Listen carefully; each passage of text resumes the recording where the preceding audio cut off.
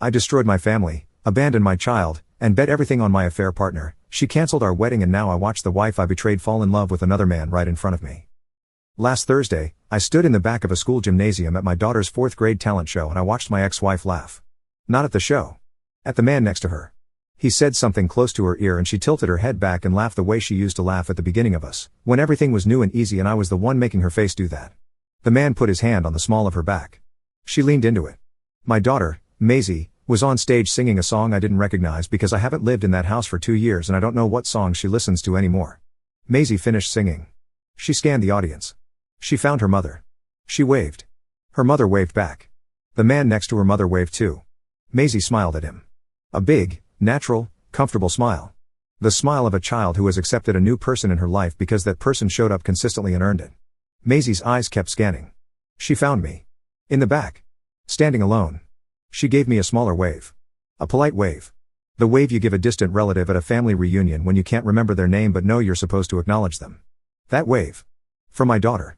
My 9-year-old daughter. The child I left. The child I chose to leave. That wave was everything I've earned, and it's exactly what I deserve. My name is Garrett. I'm 37. I was married to a woman named Lydia for 8 years. We have a daughter, Maisie, who is 9. I left Lydia 2 years ago for a woman named Chelsea, who I'd been having an affair with for 14 months. Chelsea and I got engaged 3 months after my divorce was finalized. Chelsea canceled the wedding 6 weeks before the date. She left me for someone else.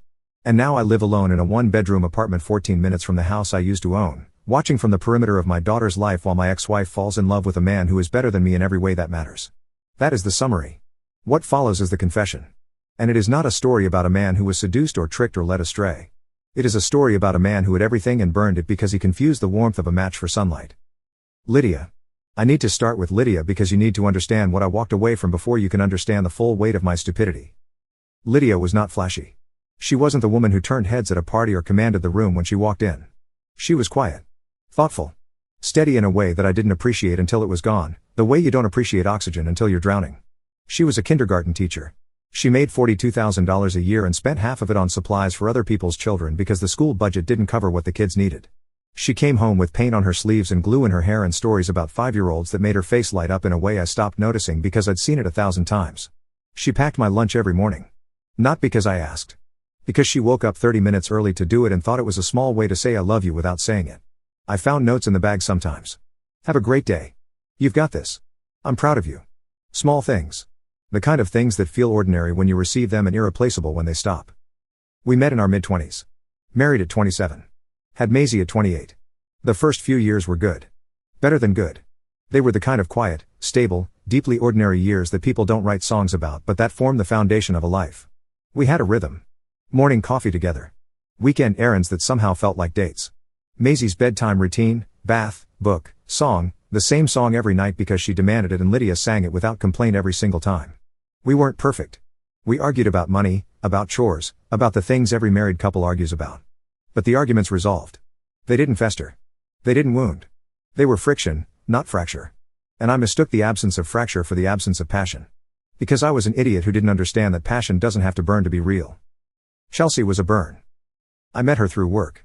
I'm a regional sales manager for a building materials company. Chelsea was hired as a marketing coordinator in a partner firm we worked closely with. She was 29 to my 35. She was everything Lydia wasn't. Not better. Different. Loud where Lydia was quiet. Spontaneous where Lydia was planned. Intense where Lydia was calm. She texted me at midnight with jokes. She wore outfits that made me forget my train of thought in meetings. She made me feel seen in a way I hadn't felt in years, the way you feel seen when someone new looks at you with fresh eyes and doesn't yet know the version of you that leaves socks on the floor and forgets to take out the trash. Chelsea saw the highlight reel.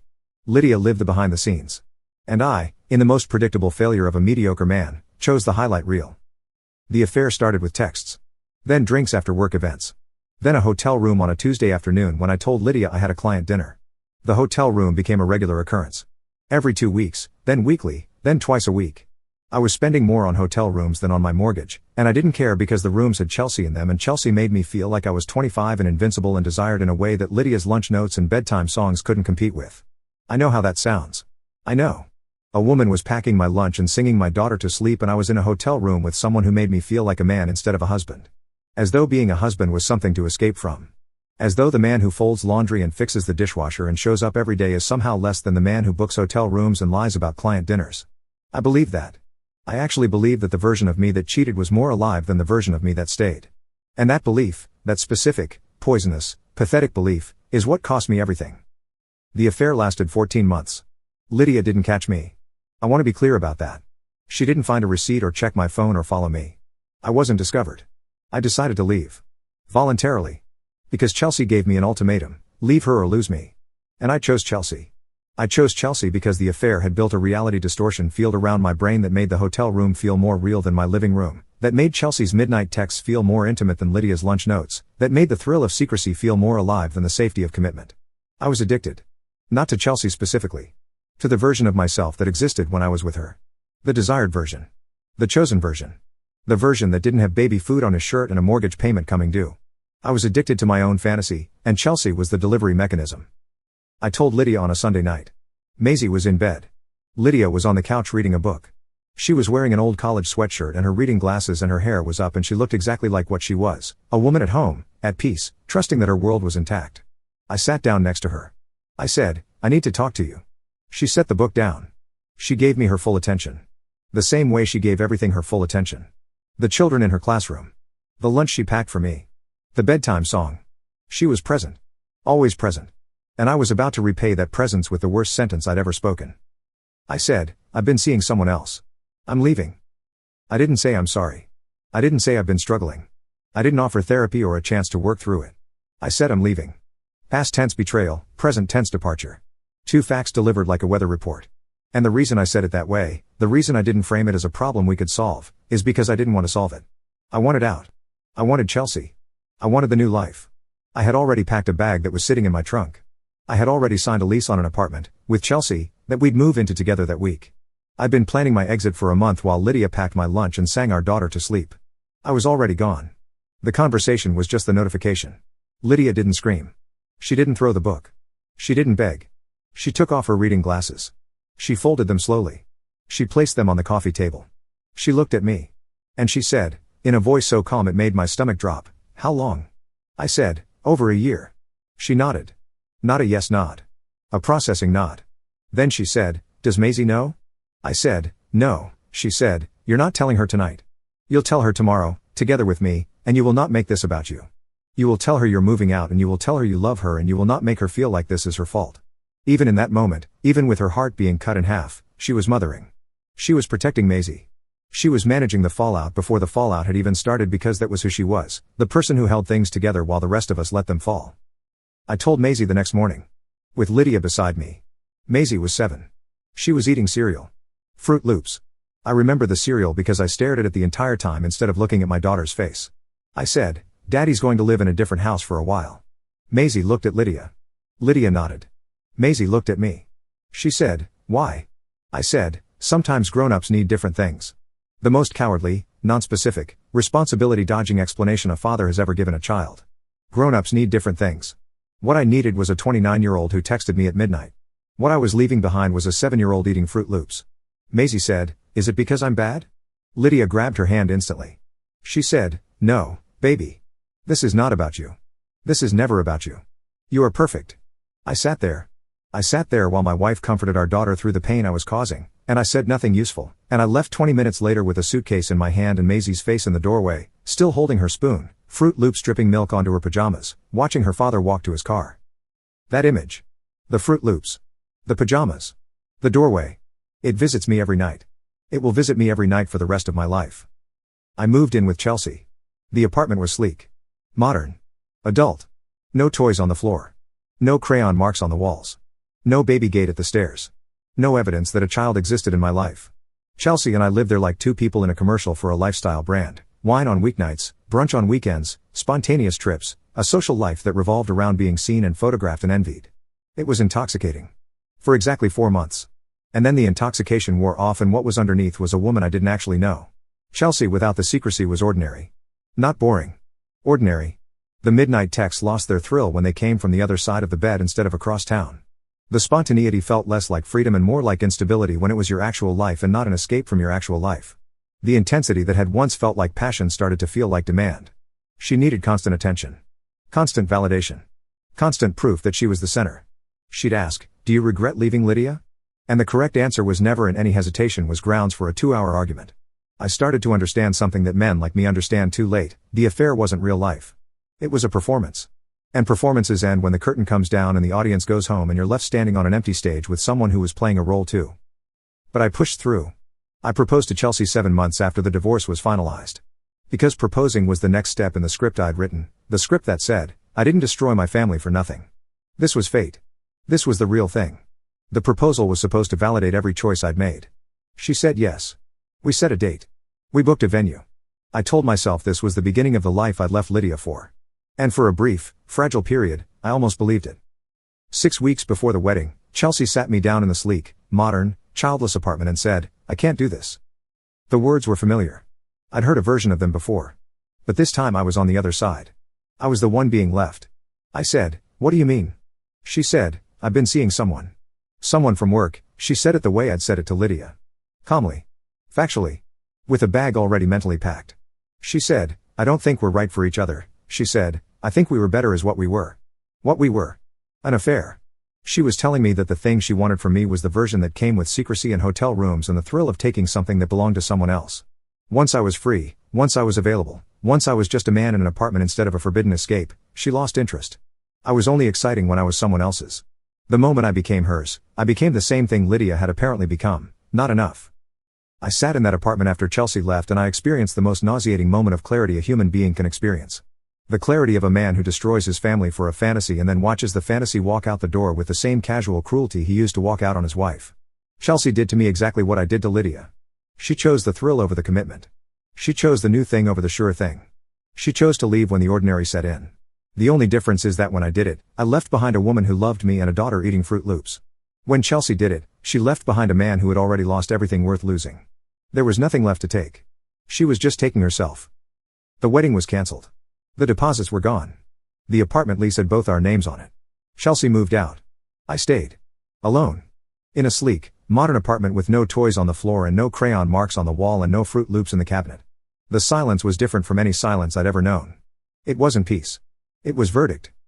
The first thing I did after Chelsea left was drive to Lydia's house. Our old house. The one I'd walked out of with a suitcase while Maisie stood in the doorway. I parked across the street. I didn't go in. I just looked at it. The porch light was on. There was a new wreath on the door. The garden had been redone. Lydia had planted hydrangeas along the walkway, blue and purple and thick with bloom. She'd always wanted hydrangeas. I'd always said maybe next year. She didn't wait for next year. She planted them herself. The house looked better than when I'd lived there. More cared for. More alive. Like it had been holding its breath while I was in it and was finally exhaling. I drove away. I didn't knock. I didn't text. Because I had no right to. I'd left that house voluntarily. I'd chosen a sleek apartment and a woman who texted at midnight over a porch light and a garden that needed planting. I'd made my choice. And now I was sitting in a parked car at 9 p.m. on a Tuesday, alone, looking at the life I'd thrown away through a windshield. The divorce had been standard. Lydia didn't fight me on much. She got the house. I paid child support and maintained Maisie's insurance. We split custody. Lydia had primary, I had every other weekend and Wednesday evenings. She was fair. Painfully fair. Even after what I'd done, she never weaponized Maisie. She never said a bad word about me in front of our daughter. She never canceled a visit or made things difficult. She treated the co-parenting arrangement with the same quiet professionalism she'd treated everything in our marriage, diligently, without drama, with Maisie at the center. I didn't deserve that grace. Lydia gave it anyway. Because Lydia's character wasn't contingent on how she was treated. It was just who she was. Maisie. Let me tell you what happened to Maisie. Because she's the real casualty in this story, and I need to stop circling her and look directly at the damage. Maisie was 7 when I left. She's 9 now. In 2 years, I've watched my daughter go from a child who ran to me at pickups, who crawled into my lap without asking, who said daddy like it was the most important word in her vocabulary, to a child who gives me polite waves at talent shows. The transition wasn't sudden. It was gradual. A slow withdrawal that tracked almost exactly with the pace of my failures. When I first moved out, Maisie was confused but hopeful. She'd come to my apartment on weekends and bring her stuffed animals and arrange them on the guest bed and try to make it feel like home. She'd ask when I was coming back. I'd say, "Daddy lives here now, but I'll always be your dad." She accepted it the way 7-year-olds accept things, with visible sadness and invisible resilience. Then she met Chelsea. I introduced them too early, about 3 months into the new arrangement, because Chelsea was pushing to integrate and I was still operating under Chelsea's framework instead of my daughter's. Maisie was quiet around Chelsea. Not rude. Not hostile. Just quiet. The kind of quiet a child goes when they sense that someone is standing in a space that belongs to someone else. Chelsea tried. I'll give her that. She bought Maisie a toy. She suggested activities. But Maisie kept looking at the door. Kept asking when she was going back to mom's.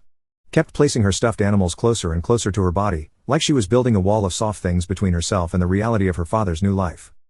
When Chelsea left me and the wedding was cancelled, I had to explain to Maisie that the woman I'd introduced into her world was gone. Another departure. Another disappearance. Another adult who was here and then wasn't. Maisie took it quietly. She said, okay. The same hollow okay that children use when they've learned that adults are unreliable and the only safe response is acceptance without investment. She was 8 years old and she'd already learned to not get attached to the people in her father's life. I taught her that. Not with words. With pattern. My custody time started shrinking. Not legally. Practically. Maisie started asking to stay at mom's on my weekends. I have a playdate. I have a project. Can I just stay home? Lydia always offered me the option, she can come to you, Garrett. I'm not stopping it. But forcing my daughter to spend time with me when she didn't want to felt like another act of selfishness. So I let her stay. 1 weekend became 2. 2 became a month. The Wednesday evenings became inconsistent. I was losing my daughter in inches. Not because anyone was keeping her from me. Because I'd given her every reason to choose a life that didn't include me. I'd left. I'd introduced a stranger.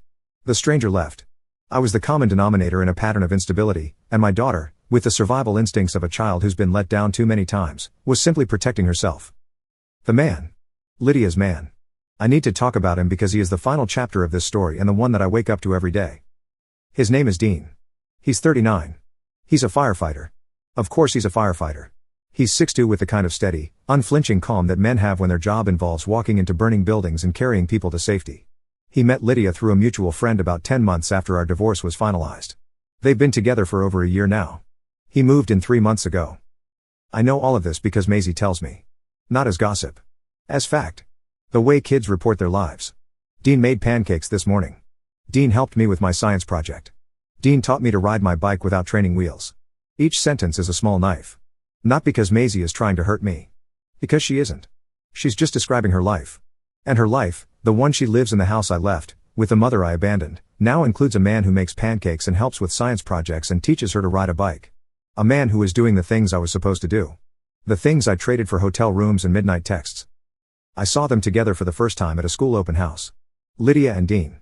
Standing at Maisie's desk, looking at her work on the bulletin board. Dean had his hand on Maisie's shoulder. Lydia was reading something Maisie had written and smiling. They looked like a family. A real family. The kind that shows up and stays and doesn't leave for someone who texts at midnight. I stood at the back of the classroom and I watched them and I felt something I don't have a word for. Jealousy isn't strong enough. Grief isn't specific enough. It was the experience of watching your own life continue without you. Of seeing the machine you walked away from still running, running better, running smoother, with a different operator who simply showed up and did the work you refused to do. Maisie calls him Dean. Not Dad. Not yet. But there's an ease between them that took me years to build with her and that Dean apparently built in months because he didn't have to overcome the damage of abandonment first. He started from zero. I started from negative. And every time Maisie mentions his name with a smile, I subtract a little more from the balance I'll never recover. The talent show. Last Thursday. The moment I described at the beginning of this confession. Standing in the back of a gymnasium watching my ex-wife laugh at another man's joke while my daughter sang a song I didn't recognize. That moment is my life now. The permanent position of a man who left, on the outside, looking in, watching someone else live the life he threw away. Lydia doesn't hate me. That's the thing that makes it worse. If she hated me, I could push against it. I could tell myself she's bitter, she's vindictive, she's not over it. But she's not any of those things. She's moved on. Completely, healthfully, genuinely moved on. She's polite at pickups. She emails about Maisie's schedule without passive aggression. She doesn't mention Chelsea or the affair or the way I sat on her couch and said I'm leaving while she folded her reading glasses with shaking hands. She has released me from her story. I'm not the villain in her narrative anymore. I'm not in her narrative at all. I'm a logistical detail. A co-parent. A line item on a custody schedule. She's rewritten her life and I'm a footnote. That's the punishment nobody warns you about when you leave. Not that they'll hate you. That they'll be fine. That the life you thought revolved around you will simply recalibrate and keep going and eventually thrive without you. That the lunch notes will stop and the bedtime songs will continue, just with someone else in the house to hear them. That the garden will get the hydrangeas you kept postponing. That the porch light will stay on for someone who actually comes home. I am 37 years old. I live in a one-bedroom apartment that I can barely afford because child support takes what it should. I work a job that once felt like an identity and now feels like a schedule. I see a therapist who told me, in our third session, that I'm experiencing the grief of self-inflicted loss, which is the clinical way of saying I destroyed my own life and now have to mourn it while knowing the destroyer is the person in the mirror. I have a daughter who gives me polite waves and tells me about the pancakes another man makes her. I have an ex-wife who is happy. Genuinely happy. Happy in the quiet, steady, unremarkable way that I once had and dismissed as boring and now recognize as the rarest, most precious thing a human being can build. The co-parenting pickups are the worst part. Not because Lydia makes them difficult. Because she doesn't. She makes them seamless. She has Maisie's bag packed and ready. She smiles at me. She says, she had a good week. She waves goodbye. And sometimes, when I'm pulling out of the driveway, I see Dean in the doorway behind her, leaning on the frame, comfortable, at home, inhabiting the exact space I used to fill. And I drive away with Maisie in the backseat and she's quiet because transitioning between two worlds is exhausting for a 9-year-old and she shouldn't have to do it, and I turn up the radio so she doesn't hear me breathing wrong. There's a version of this drive where I never left. Where Maisie is in the backseat because we're going to get ice cream, not because a custody schedule says it's my turn. Where the house in the rearview mirror is still mine. Where the man in the doorway is me. That version plays on a loop in my head every time I drive away, and every time I turn up the radio a little louder because the movie in my head is getting harder to watch. I had it. I left it on a couch with a book and reading glasses and a college sweatshirt. I left it in a doorway holding a spoon and wearing Fruit Loop pajamas. I left it in a garden that needed hydrangeas. I left it everywhere. And I can't get any of it back because the spaces I left have been filled by someone better, and the person who filled them didn't have to be extraordinary. He just had to show up. That's the cruelest lesson in this whole story. I lost my family to a man who wasn't exceptional. Dean isn't a genius. He isn't rich. He isn't remarkable in any way the world would notice. He's just present. He's just there. He makes pancakes. He helps with homework. He puts his hand on the small of Lydia's back and she leans into it and my daughter smiles at him the way she used to smile at me. He's there. And I'm here. 14 minutes away. 1,000 miles gone. I drove past the house again last night. The porch light was on. The hydrangeas were dormant for winter but the garden was tidy, covered in mulch, prepared. Through the living room window I could see the blue glow of a television. Shapes on the couch. Lydia. Dean. Maybe Maisie between them. A family. Watching something together on a weeknight. The most ordinary, boring, beautiful scene in the world. The scene I had. The scene I left. The scene that continues every night without me, 14 minutes away, in a house with a garden I never planted. I parked. I watched. I drove home. I walked into my apartment. I closed the door. The silence wrapped around me like a coat I can't take off. This is what I chose. Not what happened to me. What I chose. And the difference between those two phrases is the distance between a man who deserves sympathy and a man who deserves exactly what he's getting. I'm getting exactly what I deserve. An apartment. A polite wave. A daughter who smiles bigger for someone else. And a porch light that stays on for a man who comes home. I don't come home anymore. I just drive past it. And the light is always on. And it's never for me.